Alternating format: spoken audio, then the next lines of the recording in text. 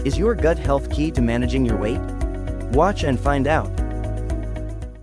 Hello, I'm Dr. Jen Conde, isang gastroenterologist. Kapag pinag-uusapan ng pagpapapayat o weight management, kadalasan ang naiisip natin ay diet at exercise.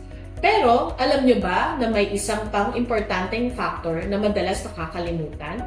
At iyon ang ating gut health.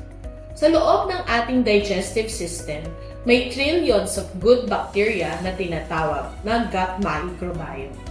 Huwag kayong matakot sa salitang bacteria. Marami sa kanila ay mabubuting bacteria na tumutulong sa digestion, immunity at maging sa weight management. Sa katunayan, may mga pag-aaral na nagpapakita na ang balanced at healthy gut microbiome ay maaaring makatulong sa mas maayos na metabolism at mas magandang weight control. Alam niyo ba na ang gut natin ay may connection din sa ating appetite? Ang mga bacteria sa ating tiyan ay maaaring makaapekto sa mga hormones na nagsasabi sa brain kung tayo ba ay busog na o gutom pa. Kaya minsan, ang madalas na craving sa matatamis o processed foods ay maaaring may kinalaman din sa ating gut. Kaya paano natin mapapanatiling healthy ang ating gut?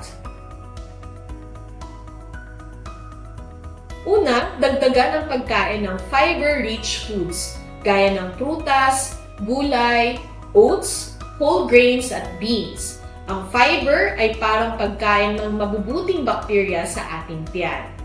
Pangalawa, maaari ring makatulong ang mga pagkain na may probiotics tulad ng yogurt at iba pang fermented foods.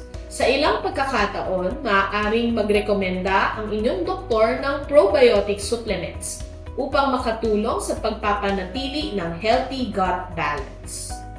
Pangatlo, huwag kalimutan ang regular exercise, sapat na tulog at tamang stress management. Ang mga ito ay hindi lamang nakakatulong sa pagpapapayat, kundi pati na rin sa kalusugan ng ating digestive system. Tandaan, walang magic pill para sa weight loss. Pero ang pag-aalaga sa ating gut health ay maaaring maging mahalagang bahagi ng ating journey toward a healthier weight and healthier life. Healthy gut, healthy weight, healthier you. For more health tips, hit like and subscribe.